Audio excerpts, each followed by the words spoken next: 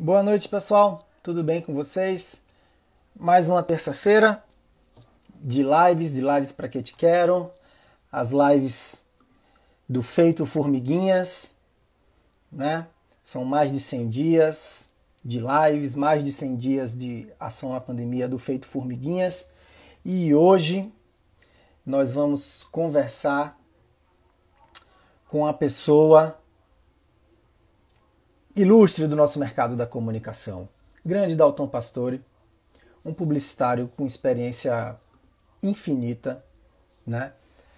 Ele que passou pela OGV, foi diretor-geral da OGV São Paulo e presidente da OGV Brasil. Hoje ele é presidente da ESPM, uma grande escola de comunicação, né? E vamos ter o prazer de conversar com ele. Vamos esperar o Dalton chegar, entrar aqui na nossa live.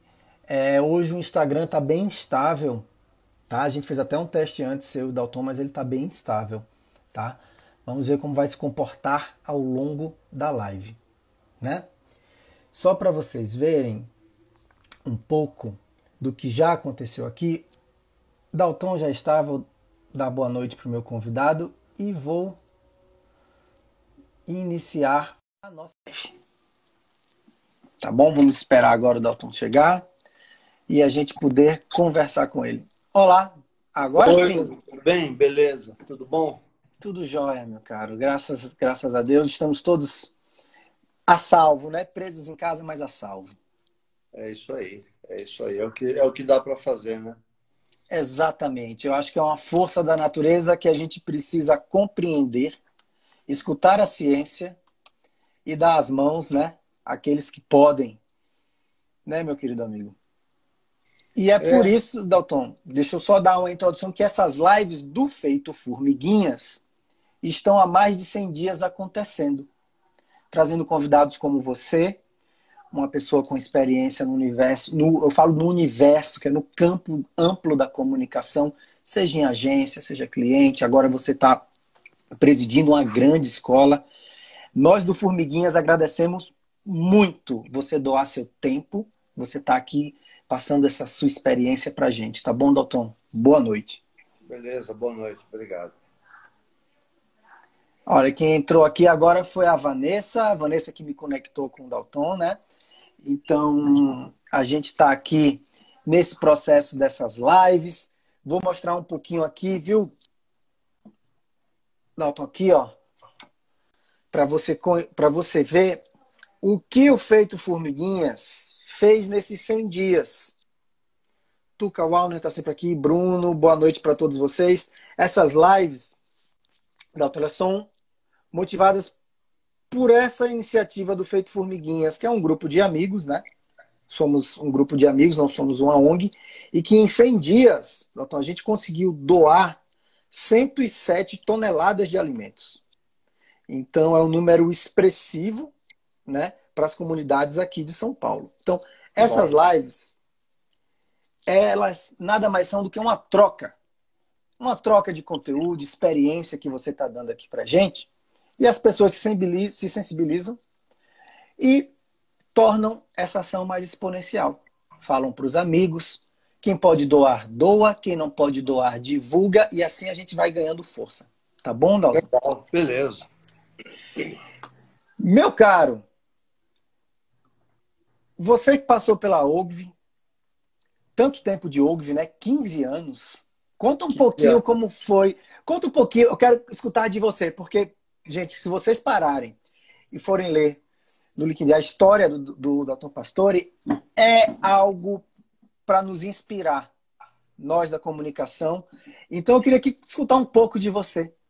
Como que foi, o que é que te atraiu no início da carreira e como que foi o início da carreira do Dalton Pastore até você montar a sua agência com campanhas iconográficas da nossa comunicação. Então, na verdade, eu não tive nada de muito surpreendente. Eu, desde menino pequeno, venho de uma família de classe média baixa, morava num bairro de subúrbio, que era quase uma cidade do interior, mas de uma família muito muito amorosa, muito unida, muito feliz. Então, tive uma infância ótima. E eu sempre, sem saber que existia publicidade, sem saber, nem imaginava que existia agência, veículo, não sabia nada disso. Mas eu sempre soube que era aquilo que eu queria fazer. Então, eu recortava anúncio de jornal, de revista, eu conhecia as músicas dos jingles, eu conhecia os comerciais de televisão, e eu sempre soube que era aquilo que eu queria fazer. E eu tinha uma facilidade para escrever, sempre me dava bem em redação, passava de ano na escola por causa da redação. E, e assim comecei. Entrei numa agência pequenininha brasileira chamada Santos e Santos como estagiário. Eu não sabia, o cara que me deu a primeira chance chamava-se Kleber Monteiro, era diretor de criação, uma figura adorável. E ele teve uma enorme paciência, uma enorme generosidade comigo. Eu nem sabia o que eu ia ser, se eu ia ser redator, não sabia nada. E ele teve uma enorme paciência comigo. Eu fiquei lá 15 dias, mas eu precisava ganhar alguma coisa para pagar a faculdade. E acabei indo me candidatar a um emprego numa outra agência brasileira pequena chamada Fator. E fiz lá Como eu não tinha currículo, não tinha nada, eu pedi tanto para um dos diretores lá que ele me deixou fazer um teste, que não existia, né? Teste para redator, imagina. E eu voltei no dia seguinte com um anúncio como se fosse um trabalho de colégio feito numa cartolina, sabe? Uhum. Colei coisa na cartolina, assim como um trabalho de escola, né? De primário. E levei aquilo para ele, e eles me chamaram. Falaram, mas quem escreveu isso? Eu falei, fui eu. O menino, foi você mesmo? Se não foi você, você vai se dar mal aqui, hein? Eu falei, não fui eu, não. Então, tá bom, aí pegaram e me contrataram. E assim comecei. Então, fiquei 7 anos como redator nessa agência. Voltei para aquela primeira, voltei para outra. Fui trabalhar no Rio de Janeiro como redator na Artiplan, que aí sim já era uma agência enorme. A Artiplan era uma agência enorme, com o Roberto Medina, que é um gênio e um gentleman. Trabalhei 1 ano e pouco lá. E aí entrei na Ogilvy, que foi o meu primeiro grande amor. A Ogilvy naquela época chamava-se Standard. E aquele foi o meu primeiro grande amor, minha primeira grande paixão. Me dediquei de corpo, alma, espírito, sangue, imaginação, o que você possa imaginar.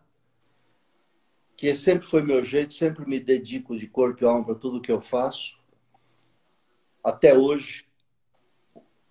E fiquei 15 anos lá, foram 15 anos muito felizes. Entrei como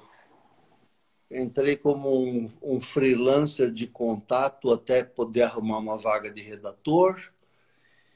E em alguns anos eu era vice-presidente, depois eu virei presidente, fui presidente da Ogilvy.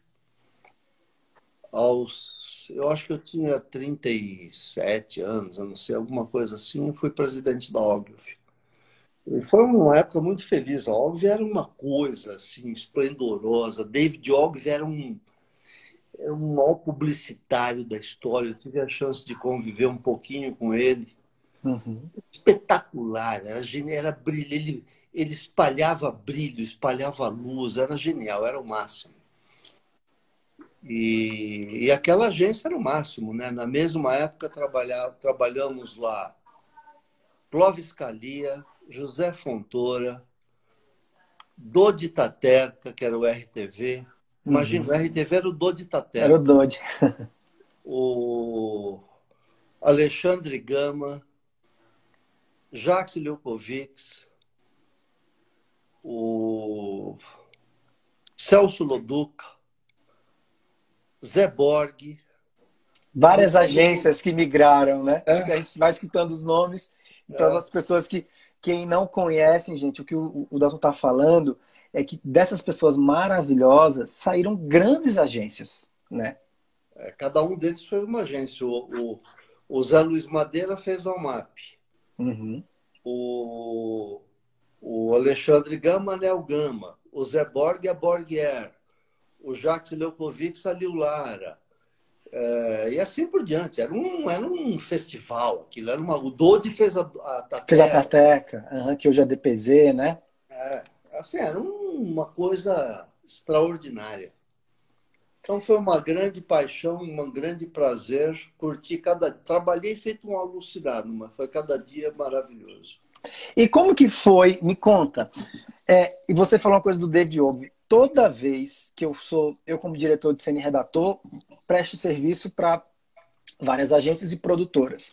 Sempre quando eu vou fazer trabalho na Ogilvy, tem uma foto dele maravilhosa na entrada. Tem uma foto gigante dele. Eu sempre tiro uma foto do lado da foto dele para postar. Porque a história dele, e isso que você falou, que as pessoas falam que ele era uma pessoa brilhante e iluminava por onde ele passava. Então, assim, tem uma foto dele lá. Todo mundo, quando chega, tem um impacto.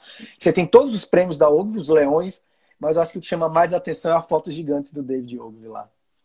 O David Ogilvy, ele escrevia... Eu era menino e era muito rebelde na época, né? Assim, aquela rebeldia própria da juventude. Eu tinha uma enorme rebeldia. Mas o David Ogilvy falava coisas, escrevia coisas. Nunca veio no Brasil. Uhum. E ele escrevia coisas e contava coisas sobre a agência, assim como se ele estivesse vivendo lá no dia a dia. Ele contava como é que era a Ogilvy. A Ogilvy era um cavaleiro, gentleman with brains. Então, assim, primeiro de tudo, a gentileza, a educação, a elegância, a honestidade. Ele era o máximo, era fenomenal. Era fenomenal. Todas são lições que até hoje, eu cito e falo, aprendi isso com David Ogilvy, aprendi isso com David Ogilvy. Então, foi um enorme privilégio, enorme. Pena que eu era tão rebelde e não aproveitei mais a companhia dele. Que ótimo. Mas você aproveitou o que deu, né? Você é um provocador, né? Aí, assim, por natureza, não é, Dalton? Provocar mudanças, provocar... Seja no ambiente onde você está diretamente ligado ou ao redor. E aí, de onde que veio o estalo para você montar a sua agência, a Carilo Pastore? Não, eu sempre pensei em ter uma... Sempre não. Teve uma determinada época que eu e o Clóvis Scalia pensamos em montar uma agência. Uhum. Eu e o Clóvis Scalia. Mas daí aconteceu um monte de coisa, eu acabei saindo da Ogilvy e fiquei uns 5 meses parado e fui trabalhar no Grupo Abril. Uhum. E fui também provisoriamente. Eu ia fazer um trabalho de tipo 1 mês no Grupo Abril. Mas, de novo, esse meu jeito de mergulhar de cabeça, de me apaixonar pelas coisas, acabei ficando no Grupo Abril 4 anos. Convivi muito com o Roberto Tivita, convivi muito com o Tomás Souto Correia e com os grandes diretores de redação da Abril, né? Grandes jornalistas, numa época brilhante da Abril.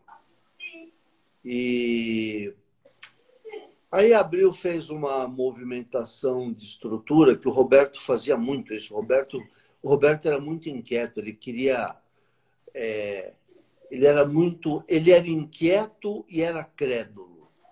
Uhum. Então, qualquer nova teoria de administração, de gestão, ele se interessava e queria fazer. Enfim, e aí eu acabei saindo e resolvi que eu tinha meu caminho realmente era agência e resolvi fazer uma agência. E a minha ideia era fazer uma agência, assim, tipo uma agência para viver em paz. Eu já tinha comprado minha casa, já tinha comprado minha fazenda. Eu achei que agora eu já podia, naquela época, eu já achei que eu podia viver em paz. Doce ilusão. Doce ilusão. Vou viver em paz. Espera aí, vou montar uma agência. Meu Deus do céu. Onde foi parar a sua paz? Dalton, outra coisa, os amigos vão entrando aqui, a gente pode parar no meio da nossa conversa, dar boa noite para todos vocês que estão aqui escutando as histórias maravilhosas do Dalton Pastore aqui com a gente, tá? Feito Formiguinhas, Elis, Magu, todos vocês, Braco, boa noite e se preparem porque as histórias estão boas aqui, viu? Então você queria sossego e montar uma agência. Então, pensei em montar uma agência que fosse uma coisa assim mais tranquila, porque eu já tinha assim comprado minha casa, minha fazenda, fui me associar com o Cláudio Carilo, que eu conhecia só de trabalho e que também já estava mais assentado. Mas aí a gente montou a Carilo Pastore e começou eu sempre falo que a gente não começou do zero. Uhum. A gente começou muito abaixo do zero. Qual o primeiro cliente que você teve na agência? O primeiro cliente foi a Votorantim Celulose e Papel. Eu tinha trabalhado para eles na época na Ogilvy e um dia eu fui me aconselhar com o diretor comercial, que era o Sérgio Vaz. Liguei para ele e falei, Sérgio, estou pensando em montar uma agência, queria uns conselhos. Ele falou, vem aqui. Aí eu fui lá. Quando eu cheguei na sala dele, estava junto com ele o Raul Calfá, que era o presidente da companhia. E eu comecei a falar que eu estava pensando em montar uma agência, mas assim, aos 30 segundos do primeiro tempo, o Raul Calfá falou assim, olha, se você montar uma agência, a nossa conta é sua. Eu falei, bom, mas como assim? De cara, logo? Eu falei, E assim começou. E aí depois veio a Euro, veio a conta da Philips. Aí eu cismei que a telefonia ia ser uma revolução no Brasil e o Cláudio Carilo segurou a agência, eu fui estudar telefonia. E aí ganhamos a conta da Embratel, e Suquita, e Guaraná Antártica, e Pão de Açúcar, e Peugeot, e Citroën, e Intel, e aí foi. E aí virou aquilo tudo. E onde foi o sossego que você queria? Me diga. O sossego não aconteceu. O sossego não aconteceu. E campanhas, pessoal, para vocês que estão aqui, essas lives ficam salvas, sabe? Eu estou motivando, espalhando, jogando nos grupos, que chegue até os estudantes, para eles escutarem a voz das pessoas que fazem, que ainda estão no mercado, né, que são nossas inspirações. Olha a Van falando aqui, é só Jesus que não parava. E só Jesus que não parava. A Van falando, a Van que nos conectou, né, eu e o Dalton. Então é o seguinte, meu caro, Embratel, aquela campanha, acho que quem não pôde ver, eu vi ao vivo, eu tenho 40 anos, DDD dos três rapazinhos, né? DDD, um abraço na sua mãe. Essa campanha? Essa não é nossa, essa é da W Brasil. Ah, essa é da W Brasil. A conta da Embratel era dividida pela W Brasil, Almap, BBDO e pela Carilo Pastore. E a gente fez a campanha com a Ana Paula Arósio e criamos o Faz um 21. Aqui tinha de uns macacos? Era na Paula Arósio, tinha uns macacos sentados e o macaco fazia o 21. Teve centenas de comerciais, né? Mas a base sempre era Faz um 21. E foi um sucesso essa campanha, foi um arraso. Que legal, que legal. E, pô, a do tio da Suquita, essa é a campanha icônica. Eu cheguei a trabalhar com o filho do diretor, que é o Rodolfo Vani, que hoje tem um produtor que chama Campanha de Cinema. Trabalhei com o filho dele, o Adriano Vani. Rodolfo Argentino, grande diretor. Ele que foi dirigir a campanha do 21. Meu amigo querido. Ele que dirigiu a campanha do tio da Suquita, né? O primeiro? Eu não lembro se foi. Acho que tem exatamente essa campanha. E aí, meu caro, quando que foi que você teve essa... Quanto tempo que você está na ESPM? Como foi essa migrar de agência para educação? Foi um amor antigo? Era uma nova paixão? Um desafio? Não, eu vendi a Carilo Pastore em 2007 ou 2008, algo assim. E eu era presidente da ABAP, Associação Brasileira das Agências de Publicidade. Eu fui presidente da ABAP 3 vezes. Uhum. E na presidência da BAP eu resolvi fazer um grande congresso da indústria da comunicação. E eu fiz o quarto congresso da indústria da comunicação, do qual eu fui presidente. Foi aquele congresso que levou 1.850 pessoas do Brasil todo, de parte da América Latina. A palestra de abertura era do Kofi Annan, secretário-geral da ONU. Enfim, Uhum. foi uma coisa grandiosa. E eu fui presidente daquele congresso e fiquei... Eu já tinha vendido a agência e fiquei trabalhando para fazer aquele congresso que eu achava que ia ser o grande legado da minha vida. Eu fiquei trabalhando quase um ano na BAP, Uhum. voluntariamente, para fazer esse congresso.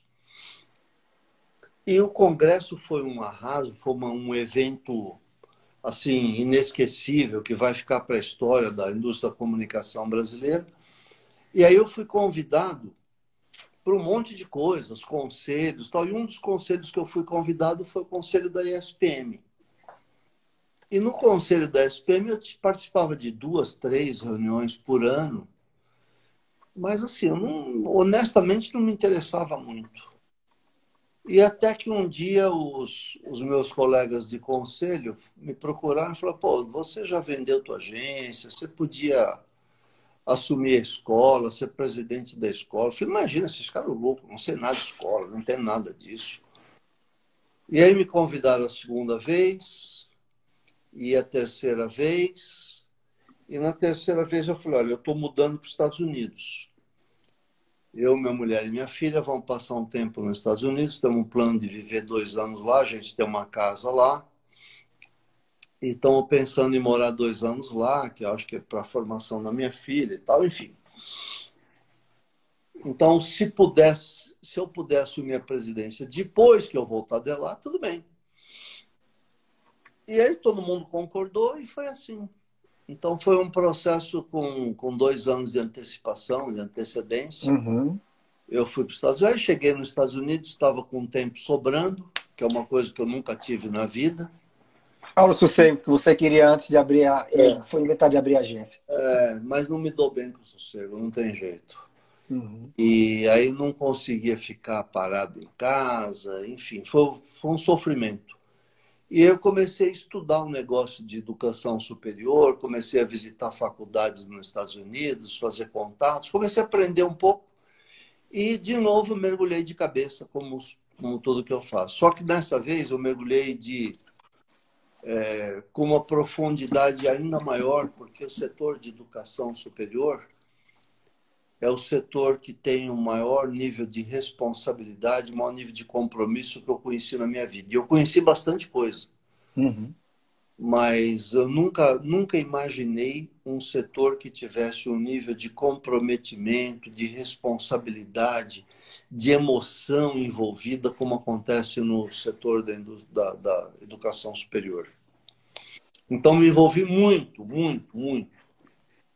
Olha o que a Van escreveu aqui, ó. Pense numa pessoa com faniquito, que não para quieto. Ela tá falando isso de você, viu?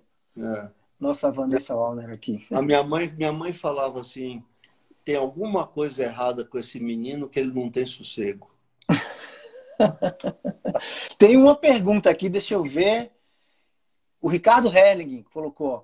Foi a Cine que fez o tio da Suquita também. Trabalhei neles. Grande colorista, Ricardo Herling. E a Vanessa falou, sim, que foi o Rodolfo Vani que fez o primeiro tio da Suquita e os outros foi o Clóvis Melo com a sua incrível Cine. Deixa eu te fazer outro. Doutor, quando eu tenho 40 anos e comecei na publicidade no final da década de 90, de 90 para 2000. E chegou um tempo onde eu tive quando eu cheguei em São Paulo, eu tive um tempo onde eu me cansei da comunicação, assim, como é que eu vou te falar? Não me inspirava mais. Eu estava cansado, estava triste com a comunicação. E aí eu migrei, eu fui trabalhar com educação. Eu fui trabalhar com EAD. O meu papel qual era? Pegar o conteúdo dos professores, dos mestres, e codificar esse conteúdo para um storytelling para fazer com que os alunos absorvessem melhor esse conteúdo. E foi uma das melhores experiências que eu tive na minha vida. Fiquei 3 anos no Sul, aprofundando, trabalhando com educação à distância e vim para São Paulo para a FGV, Fundação Getúlio Vargas, trabalhar com o FGV online, com os grandes mestres do direito. Foi uma experiência incrível. Hoje, voltando para a publicidade, a minha visão, a educação trouxe exatamente isso que você falou. Não tem um conteúdo que eu não trabalhe onde eu não consiga enxergar todas as nuances dele, aonde pode atingir, o que não é mais apenas a venda, não é mais apenas a piada. Existe um propósito do conteúdo. E quem me deu essa visão foi a educação. A educação é espetacular. Eu falo assim, você vê, eu não conheço nenhum outro ramo de negócio em que o seu compromisso perdura depois que você entregou o serviço. Em qualquer coisa, você entregou o serviço, entregou o produto, seu compromisso está encerrado. Na educação, não. Eu digo que nós temos que ter, né? Na SPM nós temos duas palavras que eu trouxe: excelência e perenidade.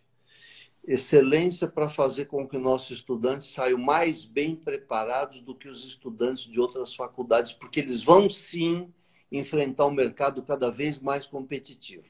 Então, eles têm sim que sair mais bem preparados do que os estudantes de outras faculdades. E perenidade, porque a hora que ele se formou na escola, não terminou o meu serviço para ele. O meu serviço para ele termina quando ele morrer. Eu tenho que a SPM tem que estar firme, forte, com reputação para honrar o diploma dele depois de 10, 20, 30 anos. Porque ele vai sentar na frente de alguém e o cara vai perguntar: você se formou onde? Ele tem que encher o peito e falar: me formei na ESPM. O cara tem que falar: ah, tá. E a coisa mais triste que tem é o cara ter que falar assim: não, eu me formei em administração, a minha faculdade na época era muito boa, depois é que foi vendida, e depois já inventou uma história, já era, já acabou. Então a gente tem que ter perenidade da escola, manter ela firme, forte, com reputação absolutamente ilibada, respeitada, para honrar esse diploma que o menino levou. Então eu nunca conheci um setor como esse na minha vida. E essa responsabilidade, assim, só aumenta, né? Agora com esse negócio do Covid, esse desespero todo que nós estamos vivendo, é uma responsabilidade que aumenta assim, exponencialmente, em níveis que eu nunca imaginei que pudesse existir. E me diga uma coisa, você já entrou nesse assunto, que era já a minha próxima pergunta para você. Como que vocês estão passando por essa pandemia com a preparação dos seus alunos? Então, o que nós fizemos foi assim: no dia 12 de março, antes das outras faculdades, a gente encerrou nossas aulas presenciais. Essa foi provavelmente a decisão mais difícil que eu tive na minha vida. Porque nós estamos falando de 12 mil estudantes, suas famílias, 1.400 professores, 400 funcionários, suas famílias. Nós estamos falando de estudantes que vieram do Nordeste, do Norte, do Sul para São Paulo, alugaram apartamento para poder fazer a SPM. 1/3 de nossos alunos em São Paulo vem de fora da cidade. Em Porto Alegre vem um monte do interior do Rio Grande do Sul e de Santa Catarina. Rio de Janeiro vem bastante de Niterói, enfim, Espírito Santo, aquela coisa toda. Então, foi uma decisão dramática, assim, dramática, de suspender as aulas. Foi uma coisa que move uma multidão de gente num nível de responsabilidade dramático. Reação em cadeia, né? Uma reação em cadeia muito A grande. reação em cadeia de enorme responsabilidade.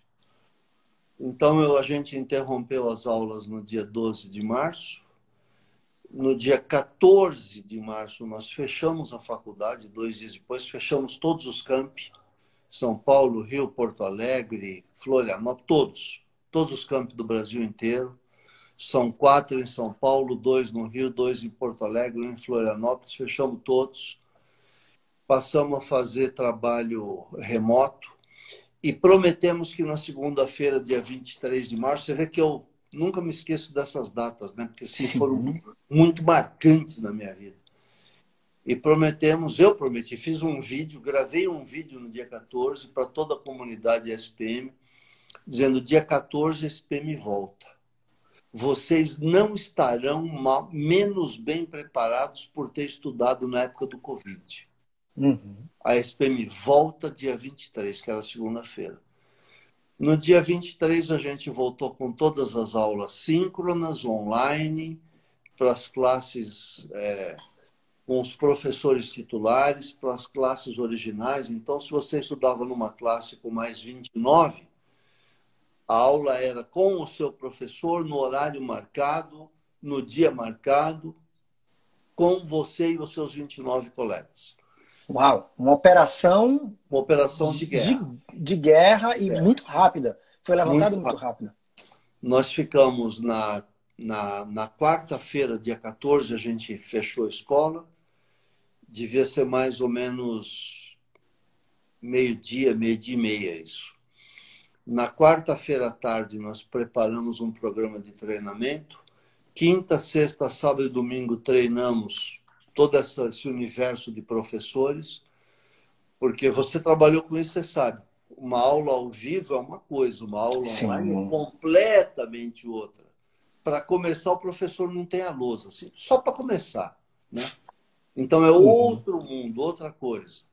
Então, nós treinamos todos esses professores, compramos licença do Zoom para todos os nossos professores, emprestamos 400 e pouco notebooks para alunos que não tinham notebooks com câmera em casa.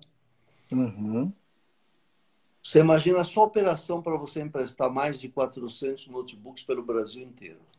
Ah, vocês emprestamos para quem não tinha, o estudante que não tinha. O cara falava: como é que eu vou seguir a aula se eu não tenho o computador em casa? Pode vir retirar que nós vamos te dar um. Nossa! Mais de 400. E as aulas ocorreram todas nos dias e horários, todas de forma síncrona. Não antecipamos férias. E agora nossos estudantes estão em férias, cansados, porque cansa muito. Né? Não é verdade. Tem gente que fala: não, agora teremos um novo normal. Não tem novo normal, não. Gente é gente, gente gosta de gente. Gente quer conviver com gente. Faz mais de 40 mil anos que gente convive com gente, não vai mudar agora. E estudar não é ficar fechado, como diz o Cláudio Carilo. Estudar não é ficar fechado num quarto escuro, olhando para uma tela de computador e pedindo comida no iFood. Sim. Estudar é muito mais do que isso. É conviver, é aprender com seus colegas, é aprender com gente diferente. Enfim, é outro mundo, né? Mas, enfim, a gente está fazendo o melhor que a gente pode. Esperemos que a gente possa começar a voltar para os nossos campi dia 8 de setembro. Inicialmente apenas com as atividades de estúdios. A SPM tem instalações que nenhuma escola do Brasil e poucas do mundo podem ter parecido. Estúdios de fotografia, creative labs, ilhas de edição. Só de ilhas de edição nós temos 16 ilhas de edição. Estúdios fotográficos, emissoras de televisão, emissoras de rádio, enfim. Então, nós vamos voltar inicialmente aproveitando essa estrutura para dar um ensinamento prático. E vamos ver, né? Quer dizer, eu acho que voltar de fato à aula normal só quando tiver ou a vacina, que pode ser o ano que vem, talvez, ou a imunidade de rebanho, que pode demorar mais 3, 4 anos. Mas a vacina vai sair antes. Vai sim. E muitas pesquisas, né? Ela já está sendo efetiva, testada. Eu não gosto de falar nesses momentos, falar, não, vamos ter fé. A fé ela é bem-vinda a todo momento, toda hora. Só que a gente tem que acreditar na ciência, e a ciência está correndo. Está correndo. todos os grandes laboratórios, nós que já trabalhamos para todos eles, Pfizer, Abbott, todos eles, gente, estão todos numa corrida para achar essa vacina, testando essa vacina e vamos torcer para que isso aconteça logo, né? É isso. E essas aulas que vão voltar dia 8, elas vão voltar em escalonadas, só os ambientes de laboratório, as aulas presenciais ainda vão manter esse fluxo de online. Nós vamos manter porque assim, o nível de responsabilidade é muito grande e o nível de contato é muito grande, né? Se a gente está falando de 12 mil estudantes no Brasil inteiro, frequentando o mesmo lugar, mais 1.400 professores, mais 400 funcionários, mais visitantes, é gente que convive com gente, o risco é muito grande. Isso. Então, nós vamos voltar dia 8 de setembro, que é quando a legislação do Estado de São Paulo permite. Vamos usar a mesma data para Rio Grande do Sul e Rio de Janeiro e Florianópolis, se não houver nenhuma outra mudança. E vamos começar só com as partes práticas. É mais ou menos assim. Nós temos pouco tempo, poucas chances de conviver, de estar juntos. Vamos usar isso para atividades que são absolutamente impossíveis de fazer remotamente. Exato. É até o que a Vânia falou aqui, ó, sem dúvida. O melhor aprendizado é nas trocas, nos encontros. Porém, com esse novo normal, que é todo o protocolo de cuidados, nos contatos físicos. É exatamente isso que você falou. Agora, me diga uma coisa. O que é que você, melhor que ninguém, pode falar isso? O que torna a ESPM tão especial, tão diferente para o mercado da comunicação e formar profissionais tão diferenciados, que a gente sabe que nas pesquisas, em primeiro lugar, vem a ESPM como preferência de todas as agências contratantes. Eu acho que a primeira razão, eu sempre falo isso, eu falo para todos os funcionários da ESPM, todos os professores, pelo menos 2 vezes por ano. Eu falo para prestar contas. Eu sempre digo assim, eu estou aqui para prestar contas a vocês do que nós estamos fazendo, de onde nós viemos e para onde nós estamos indo. Então, a minha fala, essas 2 vezes por ano, é sempre uma prestação de contas. A primeira coisa que faz SPM ser SPM é assim, você citou isso antes,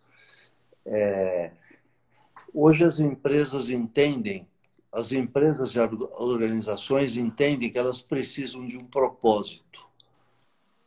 E elas buscam um propósito para adotar. E fazem muito bem. A ESPM, ao contrário, nasceu de um propósito. Olha que diferença espetacular. A ESPM nasceu de um propósito. Em 1951, a publicidade estava começando a acontecer no mundo todo. E um grupo de 14, 15 jovens empresários tentando montar uma agência pensaram assim, se a publicidade está começando no mundo todo, nós não estamos, o Brasil, nesse setor, o Brasil não está atrasado. Então, por que a gente não tem a chance de transformar o Brasil num centro de excelência em publicidade? E o que precisa? Nós precisamos aprender a fazer e precisamos ensinar. Como é que a gente aprende a fazer e ensina? Montando uma escola. Foram no Assis Chateaubriand, que era o grande empresário de mídia da época. Ele fez uma doação para comprar carteira, não sei o quê. Foram no Pietro Maria Bardi, que era diretor do Museu de Arte de São Paulo, que ficava na rua 7 de Abril. E o Pietro Maria Bardi entendeu que a publicidade era uma forma de popularizar a arte e emprestou uma sala. E esses caras foram dar aula de noite para um grupo de jovens e criaram a escola de propaganda. Nasceu de um propósito.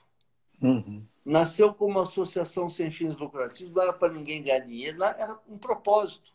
de criar no Brasil um centro de excelência em publicidade. Um tempo depois, esses caras perceberam, esses e outros que o sucederam, perceberam que para publicidade ter excelência, precisava ter do lado do anunciante quem soubesse fazer estratégias de marketing e montar a escola de marketing.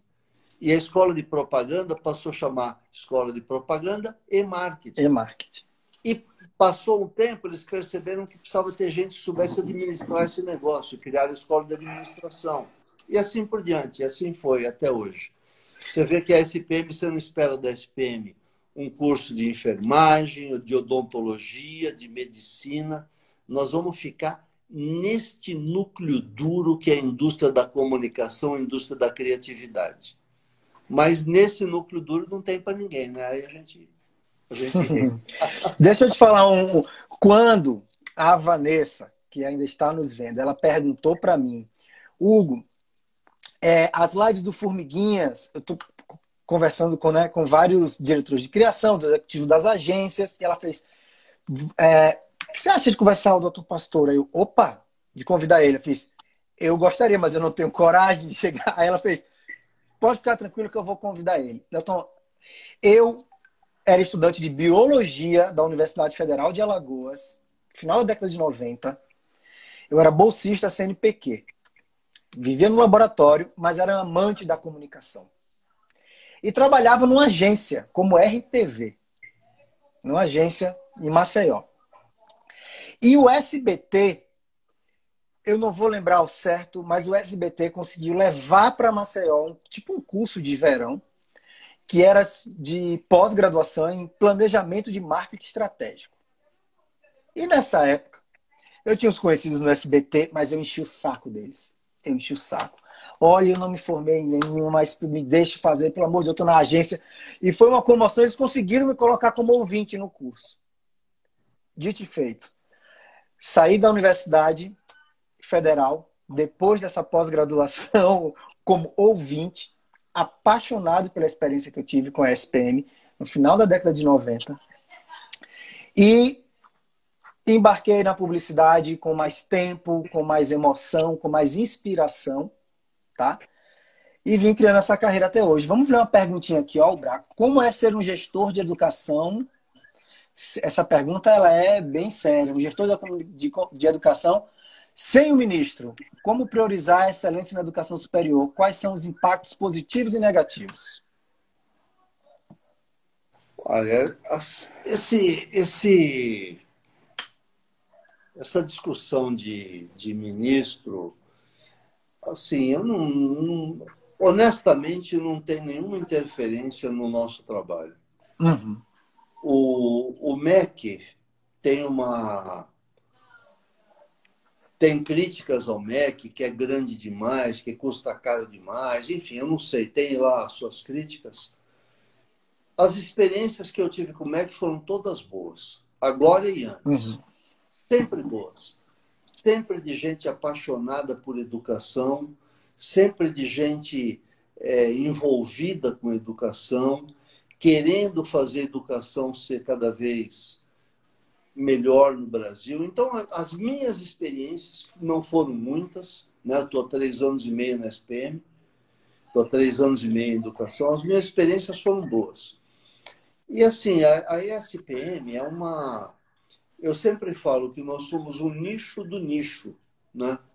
Nós não queremos ser a maior escola do Brasil, não queremos ser a mais rentável, não queremos comprar ninguém, não queremos vender para ninguém, não queremos abrir novos... Nós só queremos criar no Brasil centros de excelência nas nossas áreas de atuação, que foi o nosso propósito original. Esse é o ideal dos nossos fundadores e que eu sigo religiosamente. As experiências que eu tive com o MEC foram todas boas. Eu tive poucos contatos com o MEC, mas foram todos bons. Nós recebemos, o ano passado, uma visita de uma comissão do MEC para avaliar a SPM. As escolas são avaliadas com nota 1 a 5. 1, você está muito ruim, perde a licença. 2, se apresenta um plano para mudar, senão você vai perder a licença. 3, você está ok. 4 você está bom, 5 você está excelente. E veio uma comissão do MEC para avaliar a ESPM. Eu estive com eles umas 3, 4 vezes, passaram uma semana com a gente, pediram para ver tudo, tudo. E conversaram muito comigo. E no dia de ir embora, o presidente da comissão, quando eu fui me despedir dele, dar a mão para ele, estou contando, foi uma coisa muito marcante para mim. Eu fui dar a mão para me despedir dele, ele, em vez de pegar minha mão, me abraçou e falou no meu ouvido assim: que Deus te dê força e saúde para continuar fazendo o que você está fazendo. Uhum. Assim, sabe, esse é um MEC para mim, é isso. Então, só posso falar bem. Braco, essa sua pergunta ela é bem pertinente. O nível de contato, por exemplo, eu como diretor já fiz várias campanhas para o MEC, por vários governos diferentes ao longo da minha carreira. E o nível de contato que nós, Braco, temos, por exemplo, eu tive, tanto através de FGV, tanto através de campanhas publicitárias, é com o pessoal técnico. E o MEC sempre teve pessoas técnicas muito boas, né? Quando você chega nessa discussão a nível de ministério, de políticas, é onde tudo embola. Mais abaixo, né, doutor? As equipes técnicas do MEC são boas equipes. Olha, nós nunca precisamos procurar o MEC politicamente para nada. Uhum. Assim, eu não tenho, só tenho coisas boas a dizer. Neste governo, no governo anterior, não tenho nada a falar do MEC, só coisas boas, só gente apaixonada por educação e apaixonada pelo Brasil. Tá, deixa eu te fazer uma pergunta. Muito se fala agora, e se fala com direito de causa, que a nossa comunicação ela sempre foi uma comunicação, o mercado da comunicação sempre foi um mercado para poucos, né? Para poucos. A ESPM ela tem alguma política, ela estuda políticas de inclusão, de novas bolsas, de formar novos estudantes para mesclar esse pessoal que sai formado para ir até as agências, para a gente poder ter representatividade nas agências? Então, hoje você escuta... Bom, primeiro a gente não forma gente para agência só, né? Sim, sim. A gente forma um ambiente muito mais amplo, um universo muito mais que está sempre, de alguma forma, ligado à criatividade, está sempre ligado, de alguma forma, ao que a gente chama de inusitude, né? De pensar um jeito diferente, mas a SPM é uma escola de negócios. Negócios que se manifestam em comunicação, em mídia, em jornalismo, em audiovisual, enfim. Esse tema da inclusão é um tema interessante. Você vê, eu tenho 2 amigos presidentes de multinacionais, tenho vários amigos presidentes de multinacionais, mas 2 me contaram separadamente que eles resolveram ter diversidade no universo de funcionários dele. Que, para isso, eles pararam de fazer a contratação com base na faculdade que o cara se formava. Eles não tiraram essa pergunta do campo da ficha de preenchimento. Então, eles queriam contratar sem saber de que faculdade o cara veio. E ele me contou que isso é um processo muito mais trabalhoso, porque, enfim, é mais difícil selecionar, com entrevistas e não sei o quê.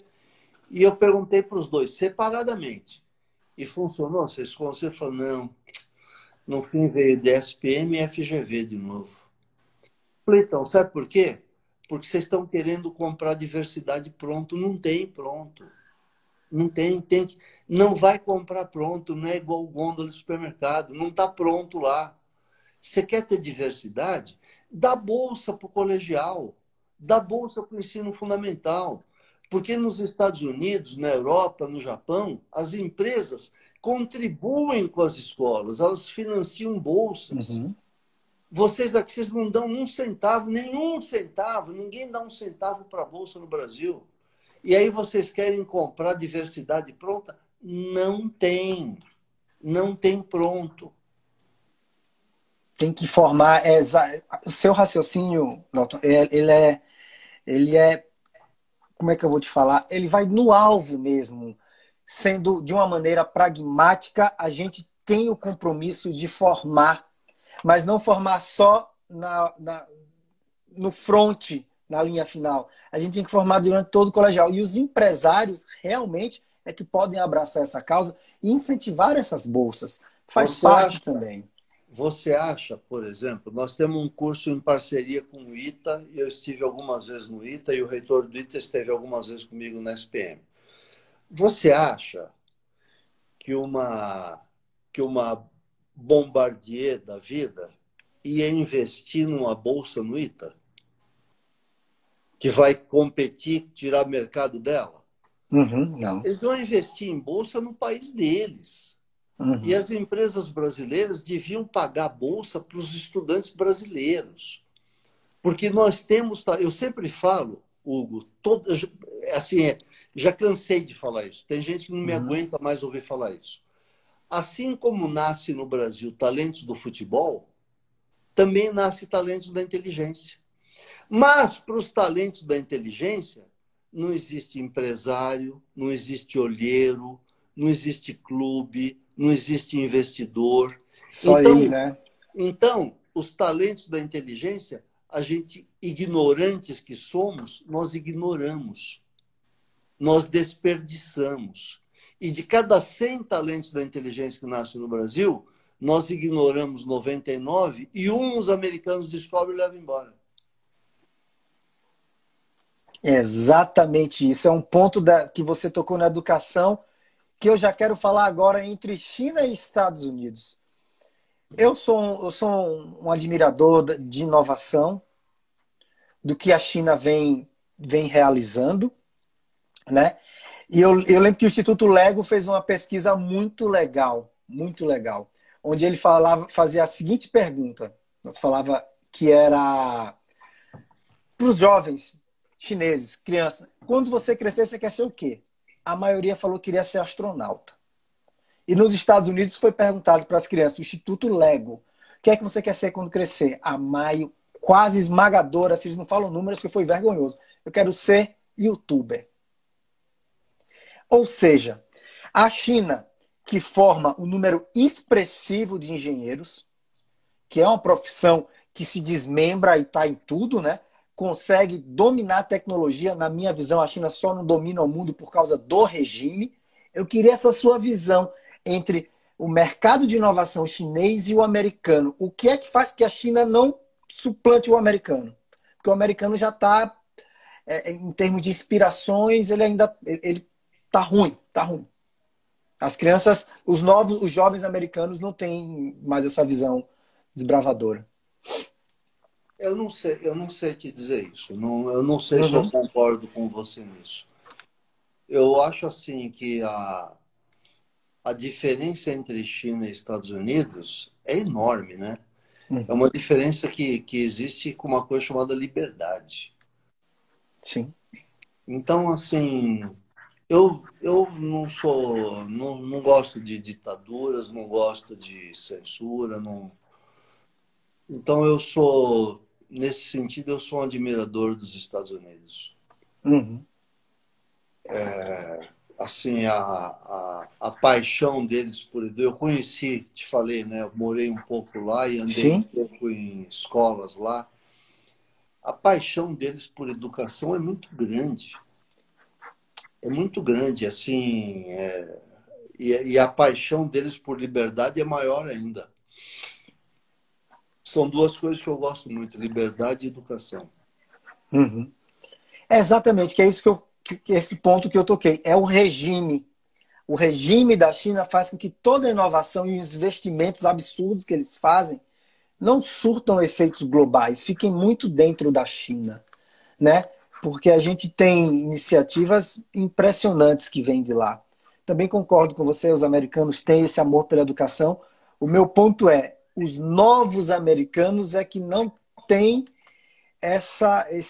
esse amor pela inovação, pela educação. Também não sei, Hugo, porque também vou te contar uma outra coisa. você já ouviu dizer isso, que eu vou te falar agora, 1000 vezes você vai ouvir a sua vida inteira. Uhum.